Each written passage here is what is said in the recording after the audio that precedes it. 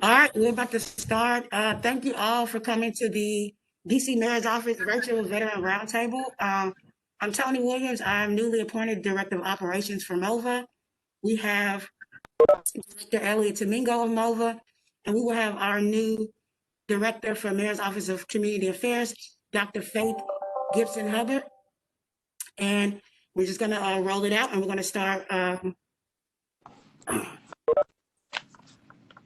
with Director Elliot Domingo. All right. Can everybody hear me? Very good. Okay. I want to thank you all for attending our March 2021 DC Veterans Roundtable with the focus on Women History Month and our women veterans. Thanks to all of our speakers today for the resource and knowledge. And as Tony just mentioned, I will have a big announcement. Tony Williams, our prior PIO and outreach specialist, is now our new Director of Operations for MOVA. Sherrod Wade, who was in MOVA for about 3 years, almost 4 years actually. He had a successful family business, and we're sad to see him go and wish him the best. But we're very happy to promote within. And Tony is now going to do an excellent job as our Director of Operations, overseeing programs and outreach. So with that, that means MOVA has an opening for employment. So if you go to MOTA, that's mota.dc.gov, mota.dc.gov, and look up the MOVA position there, you can apply for Tony's prior position of outreach specialist focus, and this will have a focus on small business. But please apply if you are interested, or send out to any veteran that is interested. So moving in, I'm going to give a quick DC VA Medical Center update on the COVID status, what I always do. I know that is close to everybody's mind, and I have my biweekly call of Director Heimel. So as of Monday, we have 36,362 National Capital Region veterans that are at the DC VA Medical Center have been vaccinated. That includes 16,304 second doses. So making good headway there. Any veteran over the age of 50 with chronic conditions can sign up for the vaccine. Any veteran over the age of 65, no matter their condition, just any veteran over the age of 65 can sign up for the vaccine. We expect by mid-April for it to just be open to all veterans.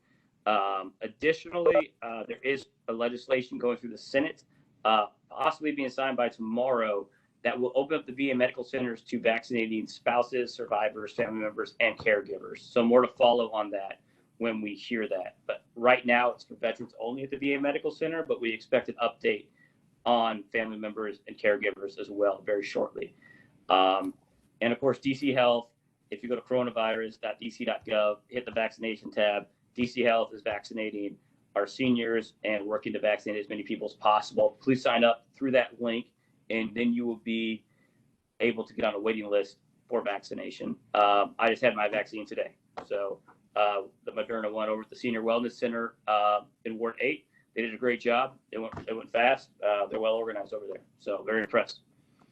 Additionally, our test cases are still at, they've done 15,415 tests this March 10th at the VA Medical Center, with 1,507 positive cases. That includes 422 DC veterans, and they have 6 inpatient. And unfortunately, we have experienced 71 veteran deaths at the VA Medical Center since March. So let's not get complacent. The vaccine's rolling out, but the virus is still out there. It's mutating, and let's treat it as we were back in March of last year. So that rolls out my VA Medical Center update, and I appreciate everybody getting on this call. And I'll always update you every roundtable we're seeing with the COVID-19 rollout. And then finally, MOVA welcomes the Mayor's Office of Community Affairs new director and my leader, Dr. Faith Gibson Hubbard. Faith was appointed by Mayor Bowser on February 5th, and she has done an excellent job so far steering MOCA through the COVID-19 vaccine rollout while developing her vision to serve all 8 wards here. And at this time, I just welcomed Director Gibson Hubbard to introduce herself and provide some remarks. So, ma'am, the floor is yours. Hi, thank you so much. It's really an honor to be here, mostly because who I am today and what has shaped me is the fact that I grew up as an Army brat. I have 2 veteran parents, my mother who served in the Army, in the Nurse Corps, and my father who was also a retiree of the Army. And so everything about me was shaped through that experience of my life, moving around the world, around the United States, and has made me the person that I am today. And also makes me very honored to spend time in this role, and also to work with Elliot and Tony and everyone in MOVA and the great work that they are doing. You know, what greater way than to celebrate Women's History Month than by doing a roundtable focused on the contributions of women.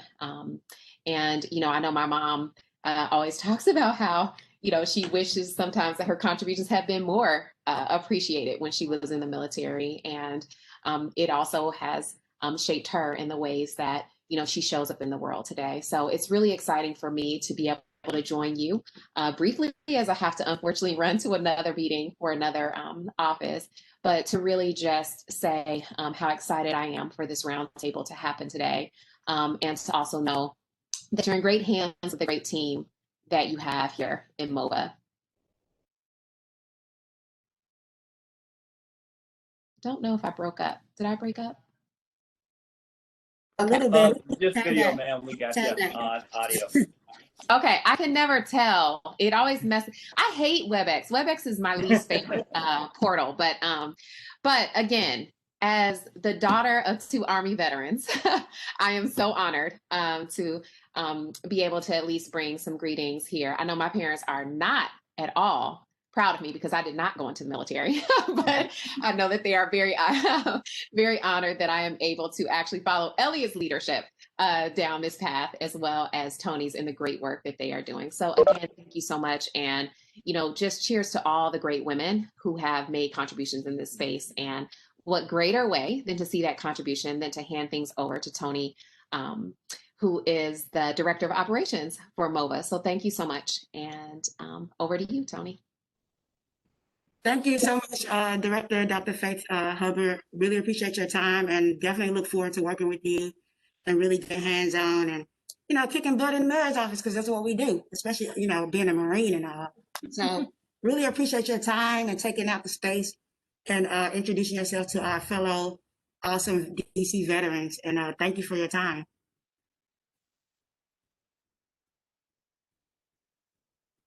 Right. So we're going to move forward. We have first up one of our sisters, Monica Colunga with US EEOC Outreach Education Coordinator. So Monica, you can take the floor. If you're not speaking, we do ask that you mute your phone, and thank you.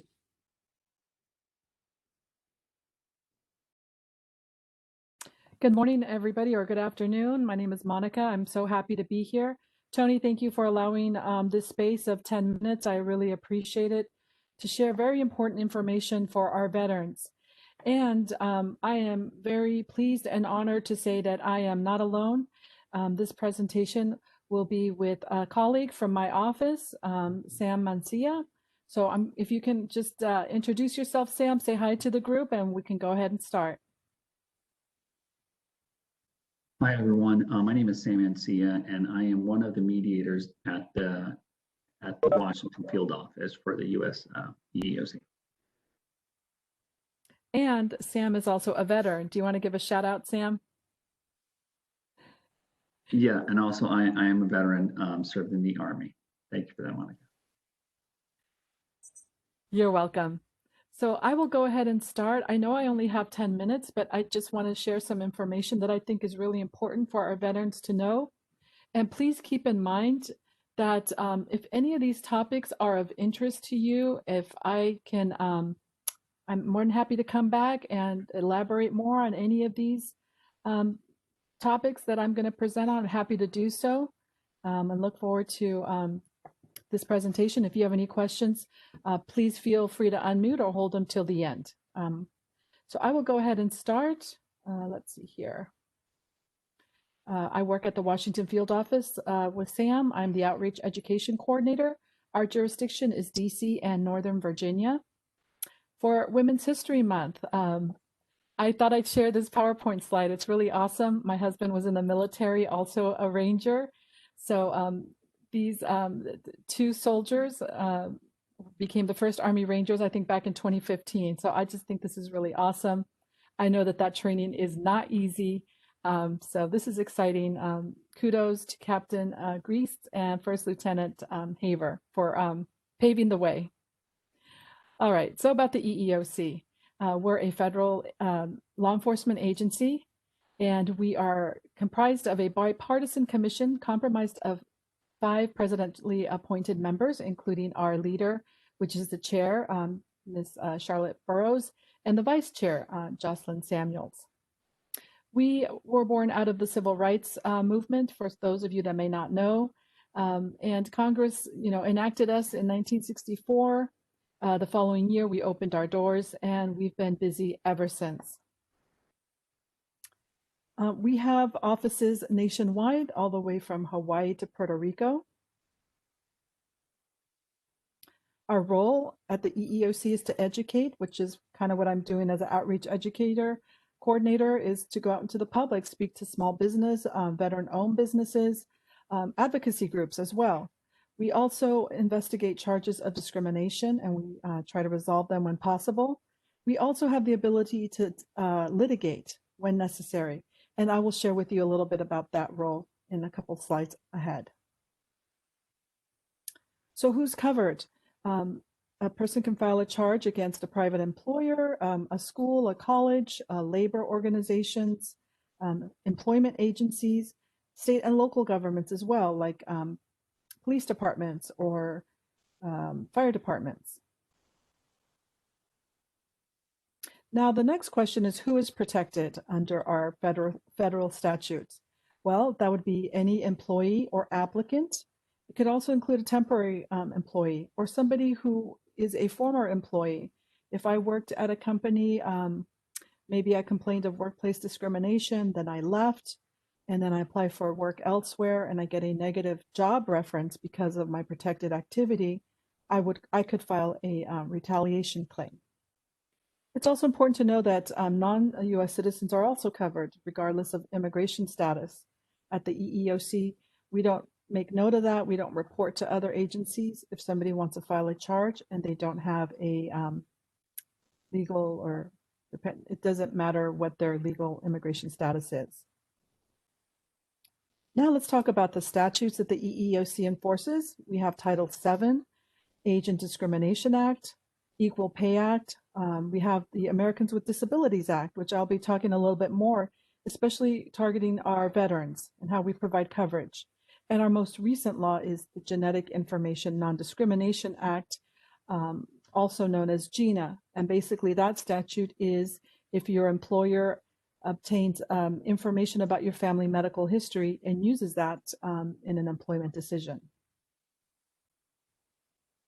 So protected bases, we all belong to one of these groups. Under Title VII, there's coverage for race, color, sex. Now let me talk about sex here for a couple seconds. Sex includes gender. It also includes sexual orientation and pregnancy as well. Religion is also covered under Title VII, and it also includes the absence of a religious belief. So you can be an atheist and file a charge of discrimination. Age protection is for those that are 40 and older. Keep in mind that Sam and I both represent a federal agency, but that there are also state and local agencies that may provide coverage that includes more protected bases, and it could include a lower age group. But for under federal law, it would be 40 and over. We cover persons with disabilities, the ADA, genetic information, which I mentioned before, and retaliation. And just something about retaliation, that is the most commonly filed charge at the EEOC that we see, is retaliation. When somebody engages in a protected activity, such as complaining about workplace discrimination, and shortly thereafter is subjected to an adverse employment action. And normally those are pretty easy to prove. Sam, in your mediations, do you see a lot of retaliation allegations coming through? Well, yeah, it's one of the most common, as you've outlined. And then to add a little bit to this slide, as you said, when you talked about, some states have added, additional statutes of protection within age. They also exist sometimes within coverage, like some states have laws where any employer who has 5 or more employees are covered, as opposed to the EEOC, which only protects 15 and over. There's also some natural hair statutes that have passed that talk about that. So these are the federal laws, but some states do offer additional protections in terms of discrimination that you should be aware of. Thank you, Sam, for pointing that out. I think at DC Office of Human Rights, they have 21 protected bases. So there is a difference. Next, let's talk about accommodation. Treating everyone the same is not always the point, right? We have cases of accommodations for persons with disabilities or for religious accommodations. Some examples of discrimination. How can a person be discriminated against? Well, it can occur during the hiring process. If somebody finds out that I have a disability and I'm not hired. It could occur in pay, women being paid less. If you're doing the same work as a male colleague, that could be a violation under the Title VII or the Equal Pay Act. We also see discrimination in cases of harassment, either racial harassment or sexual harassment, discipline or discharge. Now let's talk about the field office. What is it that we do? As you know, we're in DC. We're right off the red line at NOMA. What we do is, again, we do intake, which is conduct those interviews, investigate and resolve cases through our mediation program, which Sam is a part of. We have mediation, litigation, and we also have a hearings section too for those employees that work for the federal government. They want to file a complaint and it moves through the EEO process. In our office, we have administrative judges that adjudicate cases as well. And of course, the last one, outreach. Just a little bit about the intake process. We now have a portal where you can file a charge, especially now in this virtual environment. You go online to our website, you set up an account through your email, you are scheduled for an interview. We conduct our interviews over the phone. We categorize the case depending on if the case meets jurisdictional requirements, how strong is the case. Most of our cases, I would say, are sent through our mediation program. Sam, can you tell us why exactly our cases go through mediation and some kind of positives about the mediation program? I like to kind of brag about it. Yeah, well, charges come into our office, and if they're eligible for mediation, then normally kind of referred to mediation. It's a voluntary process, but it allows for parties to kind of have a conversation to figure out like what happened, with the allegation, and try to see who can, work through the issue to try to get a resolution before it has to go to the next step. So, there's a lot of things going on there, but one of the most important things is really to try to either repair or fix the situation so that both parties can kind of move forward, as opposed to having to get involved in a drawn out process of an investigation or potential litigation. And so, that's one of the advantages of just having a discussion early to try to get things resolved at the earliest, at the lowest level, really. Absolutely. And here, this is what I was mentioning. You can go on our website. We have an EEOC portal. This is where the first stages of setting up a time to speak to somebody, see if they even still want to file a charge, and go forward in the process. When a case is in an investigation, we look for evidence that the person can present us. We are a neutral agency. So we look at what the charging party, that's the person that filed the complaint, what information they have. And then when they file a charge, we send that to the employer. The employer will provide a response to that charge. Okay, question, are the laws that protect veterans with disability, are there laws that protect veterans with disability in employment? The answer is yes, of course. There is the USERRA, which we don't cover USERRA, but I think the Department of Labor does. But yes, there are two ways. And the second way is through the Americans with Disabilities Act, which of course is a federal statute. that we enforce. What protections are there? Well, under the ADA, it prohibits treating an applicant or an employee unfavorably because of a disability or because of having a history or being regarded as disabled. And here is an example. It's illegal for an employer to refuse to hire a veteran because the veteran has PTSD or was previously diagnosed, or because the employer assumes, regards this veteran as having PTSD. It's also important to notice the ADA also has limits on medical information employees may obtain and prohibits disability-based harassment. And again, like I said before, retaliation. Also, under the ADA and protection for veterans is reasonable accommodation. The ability to change the work to accommodate for veterans with disabilities. If I have a military disability rating or a disability rating from the VA, does that mean I'm also covered by the ADA?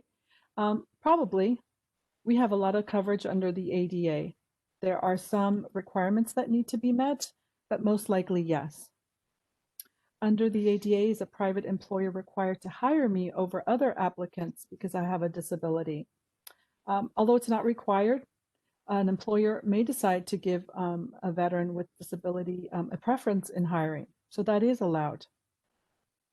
However, the ADA prohibits discrimination on the basis of disability. This means that if you are qualified for a job, an employer cannot refuse to hire you because you have a disability or because you may need a reasonable accommodation.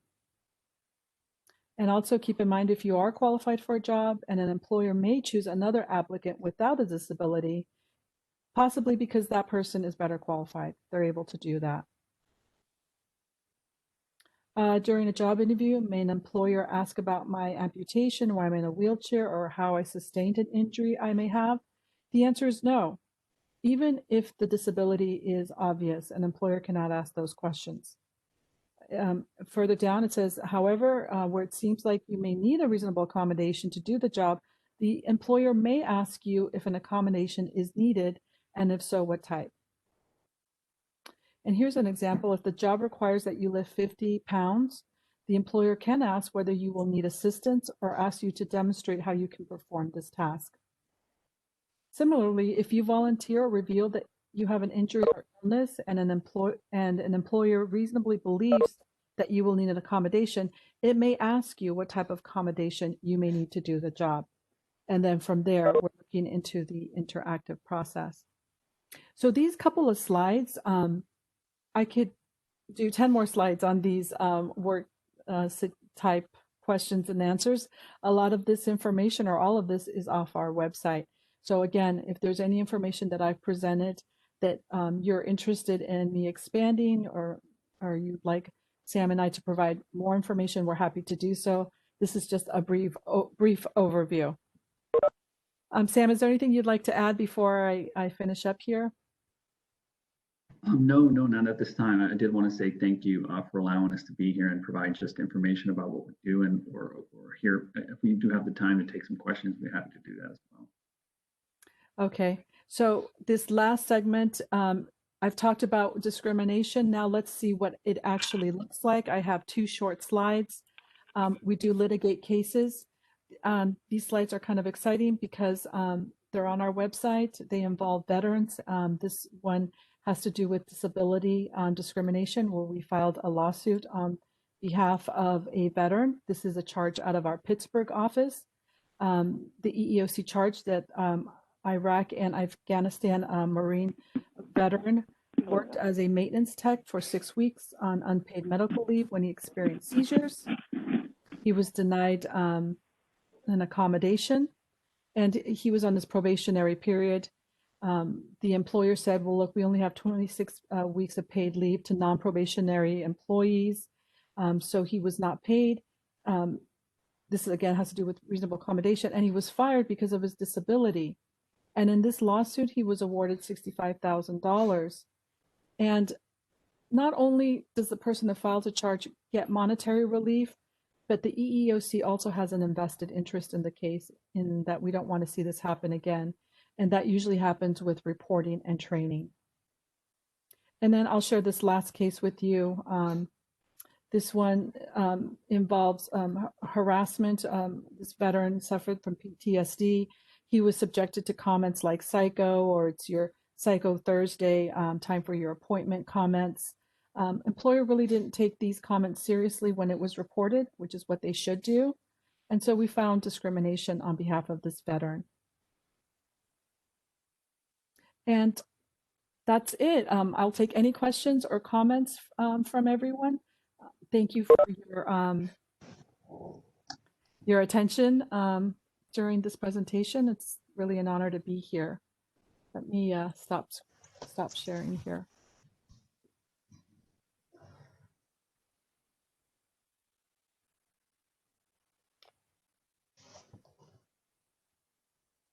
All right. Does anyone have any questions? If not, if you think of something, just drop it. You can send it directly to Monica or Sam in the chat. And if you don't want to send it to everyone, I don't know if you've already put your information in, Monica. Have you already dropped it in the chat? I have. Okay, good to go. Yes. So if anybody have any questions, they can reach out to you through the chat, to you or Sam. And thank you so much, because this is valuable information. I don't think people really understand until they're actually being discriminated against. I know a lot of times as veterans, we will go through and suffer and move on, but we got to fight the fight in the midst of the chaos to make sure and ensure that we're getting treated fairly and equally. Okay, and in saying that, we're going to move on, and we have Mojisola, who is a life coach and an Army veteran. She is right next to me, as you see, in a face mask. And I will let her take the floor.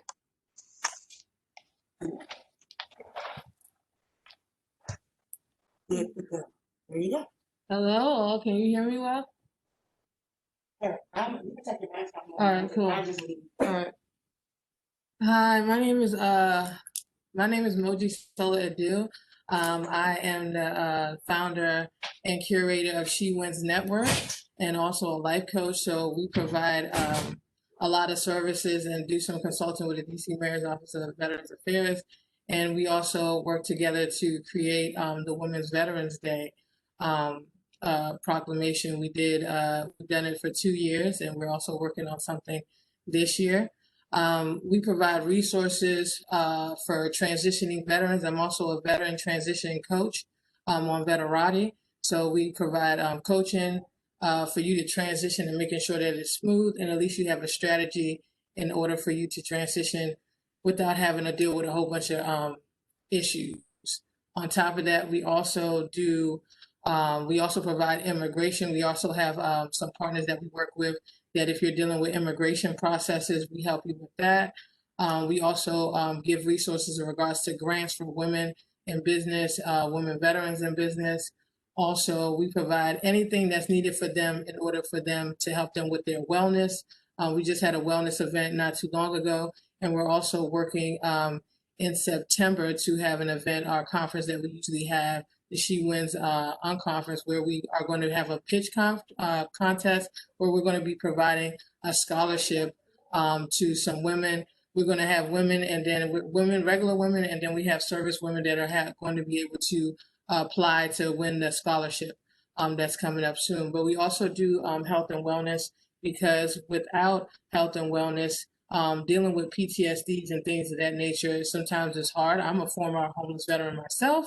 And I also deal with PTSD and disabilities. But to get, we talk about a lot of meditation and stuff. So we're going to do a quick meditation because, it's a lot this morning. So we're going to do a quick meditation.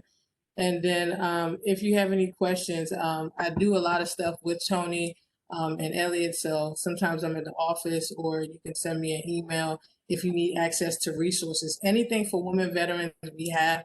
We're connected with different organizations and agencies. And if you're in different states, we also have connections there too. And I also deal with Valor Court. Valor Court is a specialized court for veterans who have gone through criminal issues, maybe dealt with PTSD. We work together as a team in order to make sure that they get the proper resources. So we're going to go and do a quick meditation real quick. So I'm going to ask you to either lower your gaze or close your eyes at this time. And remember that the breath is life. Breathing in through the nose and out through the mouth. Focusing on the breath, relaxing your body, your shoulders, your eyes, your fingers, your knees, and grounding yourself, feeling your feet against the floor, breathing in and out, keeping your awareness on the breath, emptying all the noise, and relaxing yourself.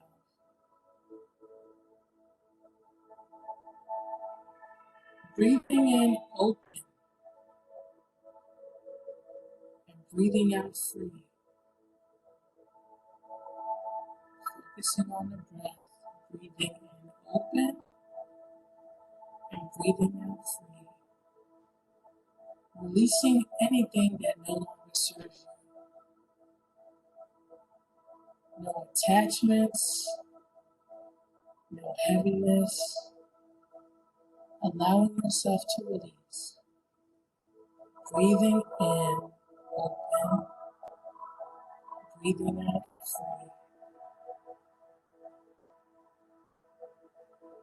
Focusing on the breath. I want you to think of a word or an affirmation today. Whether it's calm, free, serenity, something to keep within you and say in your mind. Breathing in and out. Focusing on the breath.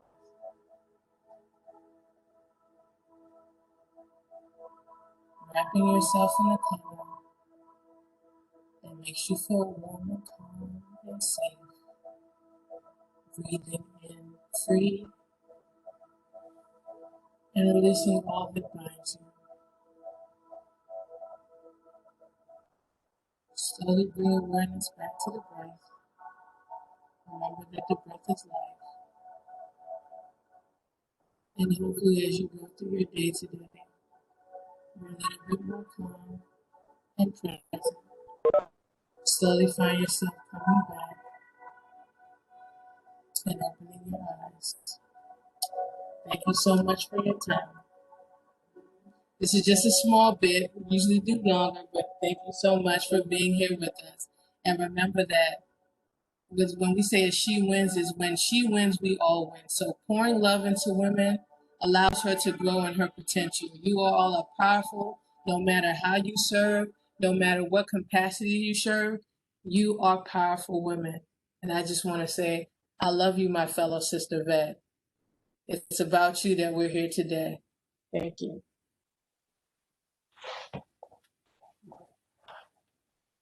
Thank you so much, Mo. Always bringing us back to the center. But thank you all. And I'm always, I don't know if y'all don't know this by now, but I'm a huge mental health priority person. If your mental health is good to go, then we all can be good to go together. So don't ever discount yourself or feel as though your mental health is not priority, because it is, and we care about that as well.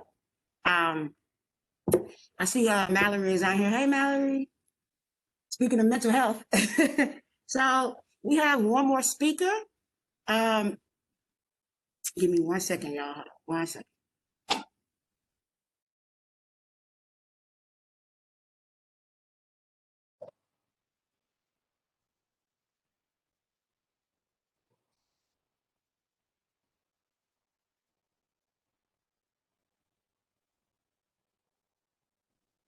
All right. We have one more speaker, Miss Brenda Campbell. Miss Brenda, are you in the room? I saw you earlier. Here I am. Ah, there you go. There you go. See? I'm looking dead at you. Okay, let's see. So Brenda Campbell is the contractor for inTransition program and resource center. Brenda, I'm gonna go ahead and let you have the floor. And thank you so much Great. for taking out the time and space to be here. Absolutely. Thank you so much for having me, and congratulations on your new position. I'm going to see if I can pull up my presentation. Give me just a second here.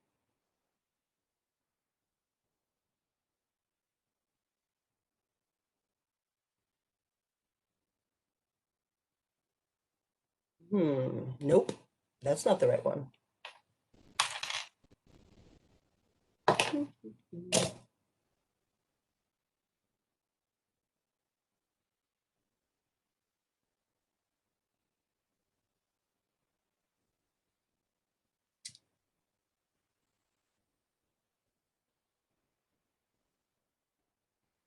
I just do. Oh.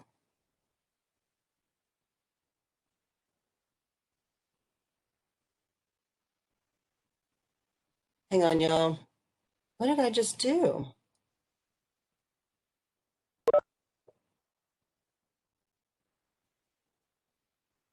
I don't know what it did, and I can't find any of my controls now.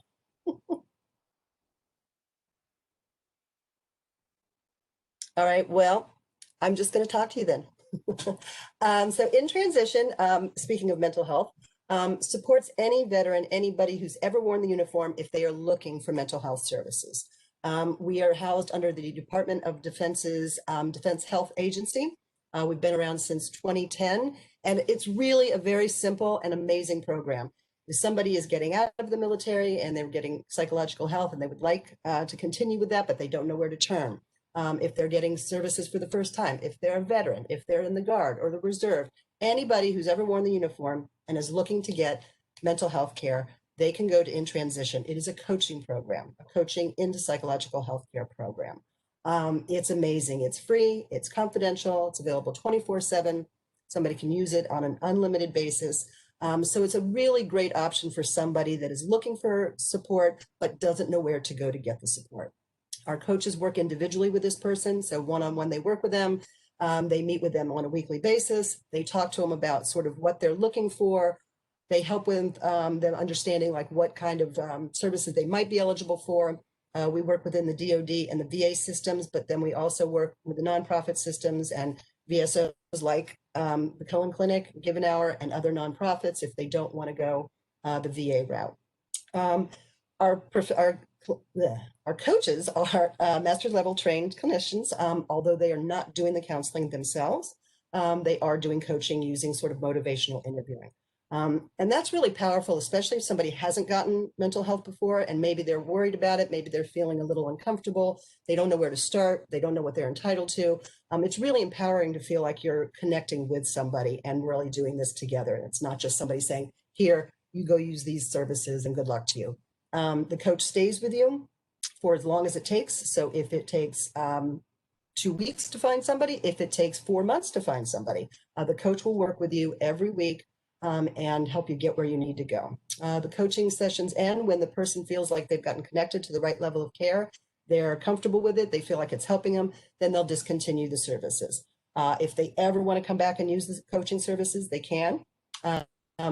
The coaches also work with them and offer them any other resources that they might need, because oftentimes if you're struggling with a mental health issue, there may be other things that are going on in your life too. So maybe it's financial, or they're thinking they want to go back to school, or they're looking for a service dog, whatever it is, the coaches can help through our psychological health resource center as well. If I can figure out why I can't get out of this thing, I've never seen this grid that is on my screen, but all my controls vanished. I will make sure to put all of our information, phone number and website, and I will answer any questions while I'm sitting here pathetically looking to figure out how to get out of this grid. Any questions? Hey, Brenda, this is Tony. Sorry. I put your information and I already dropped your information in the chat, so you're good. Okay, thank you very much. I appreciate it. No problem. I really appreciate that too, because you know, we as veterans, we do what we know. We start with our VA Medical Center, and I'm trying to get a plan, a map, so to speak, for my care, which is just like a Humpty Dumpty thing right now. So I'm not sure. Are you multi-era? Yes. You work well referral basis. It's not a referral basis. Yeah, no, great questions. You can self-referral, so you can just call in and say that you would like the services. It's really an honor system, so they're not going to check or do any verification or anything like that. And it is for all era. Anybody who's ever worn the uniform, regardless of discharge status, if you were in for a week or you were in for 20 years, if it was last year or it was Gulf War or before, you were eligible.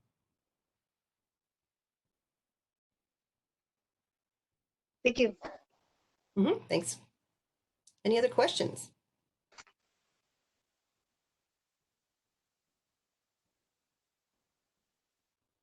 Well, thank you all very much. If you do have any questions, I'll put my contact information in as well, so you can reach out to me. If you would like me to do a briefing for any of the groups that you work with, I'm happy to do that as well.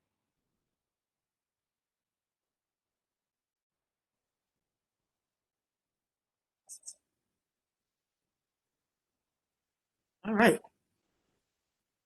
Thank you so much, Brenda. I really appreciate it. Absolutely. So if anybody have any questions and things of that nature, the information has been dropped. And like I said previously, I will be forwarding this information in a follow-up email with the information for the next roundtable as well. And we will be having our LGBTQ veteran roundtable in May. So Aaron, reach out to me and any other LGBTQ veteran and allies that would like to participate and things of that nature. We're going to go ahead and wrap it up.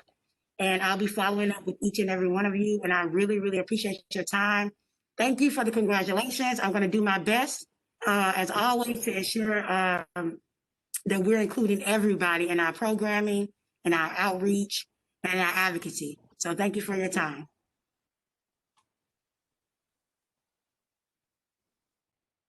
I wanted to say a couple of things, man. From last month's meeting, there was some people that reached out to me and some results from that.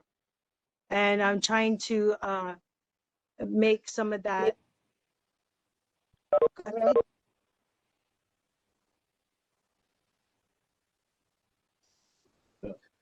Yeah.